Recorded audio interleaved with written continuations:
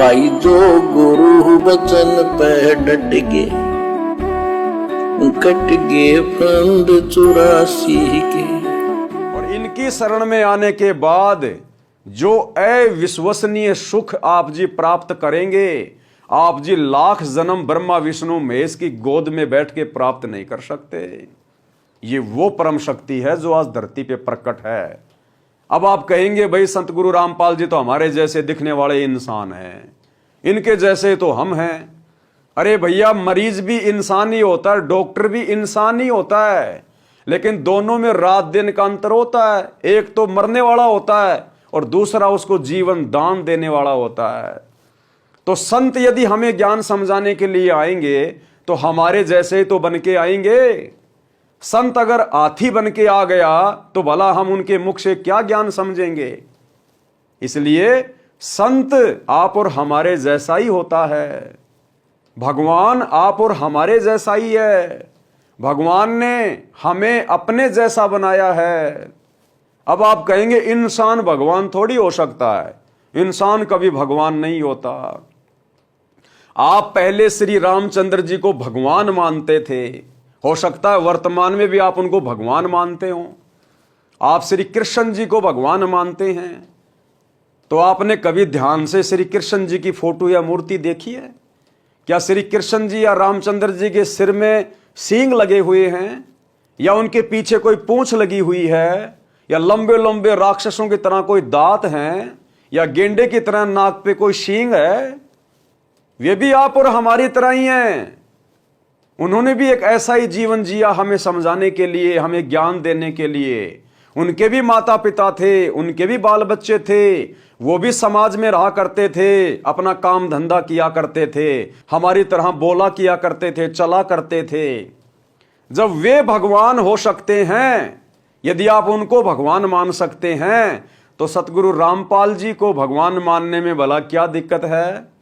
लेकिन इनको भगवान आप उस समय मानेंगे जब आप एक बार इनके द्वारा लिखी पुस्तकें पढ़ना शुरू करेंगे, या इनके द्वारा किए गए अनमोल सत्संगों को सुनना शुरू करेंगे।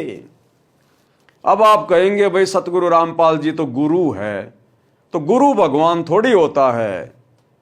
अरे भाई, आप लोग दिन रात पढ़ते हो, गुरु ब्रह्मा गुरुर विष्णु गुरुर्देव महेश्वर, गुरुर साक्षात पार ब्रह्म तस्मै श्री गुरुवे नमः, कि गुरु साक्षात पार ब्रह्म यानी परमात्मा है। तो आप जी अपने धर्म ग्रंथों की वाणियों पर थोड़ा बहुत विचार करो। परमात्मा यदि धरती पर आएगा तो किस लिए आएगा? ज्ञान देने के लिए आएगा, क्योंकि हमारे पास में ज्ञान की ही तो कमी है, और ज्ञान की कमी के कारण हम लोग भटक रहे हैं, जन्म रहे हैं, मर रहे हैं, दुख उठा रहे हैं। तो परमात्मा धरती पर आएगा तो ज्ञान देने के लिए आएगा, आप और हमें ज्ञान देने के लिए आएगा, तो हमारे जैसा इंसान बन के आएगा। और भाई जो ज्ञान देगा फिर वो क्या कहलाएगा? गुरु। और फिर आप ही लोग कह रहे हैं कि गुरुर ब्रह्मा गुरुर विष्णु गुरुर्देव महेश्वर गुरुर साक्षात पार ब्रह्म तस्मै श्री गुरुवे नमः। ये वाणी कोई सतगुरु रामपाल जी ने नहीं बनाई, आप ही के शंकराचार्यों ने बनाई है। तो आपने आखिरकार विश्वास करना पड़ेगा कि परमात्मा जब धरती पर आता है तो मानव शरीर धारण करके आता है, और वो गुरु बनकर, संत बनकर फिर आगे शिष्य बनाकर ज्ञान देता है। पाठक जनों से निवेदन है कि इस पवित्र पुस्तक के पढ़ने से आपकी 101 पीढ़ी लोक तथा परलोक में सुखी रहेगी। भाई जब सत भक्ति करेंगे, परमात्मा हमारे घर में आके बैठ जाएगा, ये देवी देवता हमारे घर की सिक्योरिटी में लग जाएंगे, जिनकी आज हम बहुत बड़ा मान के भक्ति कर रहे थे। हमारी आदतें सुधरेंगी, हमारे हृदय में सतगुरु का आशीर्वाद और भक्ति प्रवेश करेगी, तो फिर हमारा घर सुखमय नहीं होगा तो क्या होगा? हमारा लोक परलोक सुखमय नहीं होगा तो क्या होगा? जो बच्चा अच्छी पढ़ाई पढ़ेगा, कोचिंग करेगा, ट्यूशन करेगा, फिर वो नौकरी लगेगा, तो नौकरी लग के उसका जीवन सुखमय तो होगा। और जो बच्चा स्कूल में जाता है लेकिन होमवर्क नहीं करता, डिसिप्लिन में नहीं रहता, यार दोस्तों के साथ में स्कूल से बंक मार जाता है, फिल्में देखता है, अपने समय को बर्बाद करता है, तो अंत में फिर वो बच्चा मजदूरी करता है और उसके बच्चे ना अच्छे कपड़े पहनते हैं, ना अच्छा खाना खाते हैं, ना अच्छी शिक्षा प्राप्त कर पाते हैं। तो इसी प्रकार सतगुरु यानी गुरु हमारे टीचर होते हैं, भक्ति मार्ग यानी सत्संग हमारा स्कूल है।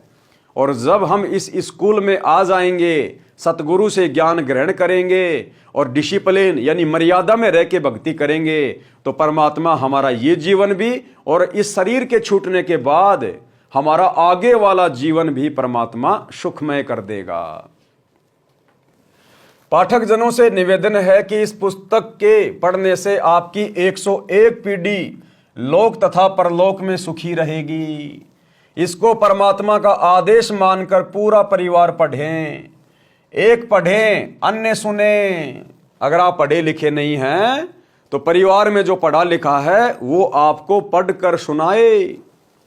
जैसे परमात्मा के आदेश से, उनके कर कमल से लिखे वचन अनुसार आपका ये छोटा भाई पवन दास आप जियों को पढ़ा रहा है और आप जी इसको पढ़ रहे हैं, ज्ञान को ग्रहण कर रहे हैं। एक पढ़े, अन्य सुने, या एक से अधिक पुस्तक लेकर भिन्न भिन्न प्रतिदिन पढ़ें। इसमें लिखे प्रत्येक प्रकरण को सत्य माने, मजाक में ना लें। ये किसी सांगी की बनाई नहीं है, ये परमेश्वर के गुलाम रामपाल दास द्वारा हृदय से मानव कल्याण के उद्देश्य से लिखी गई है। लाभ उठाएं।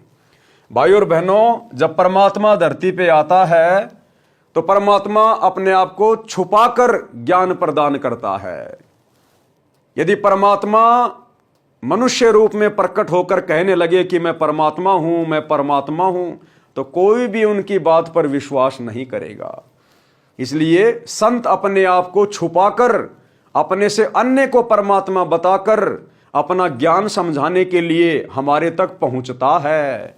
और जब हम उनकी शरण में आ जाएंगे ज्ञान को सुनकर, और जब हमारे घर में वो सुख होंगे जो सुख केवल परमात्मा ही दिया करता है, परमात्मा की भक्ति से ही मिला करते हैं, फिर हमारी आत्मा उस नर रूप में आए हुए, संत रूप में आए हुए परमात्मा को पहचानने में बिल्कुल भी विलंब नहीं करेंगी।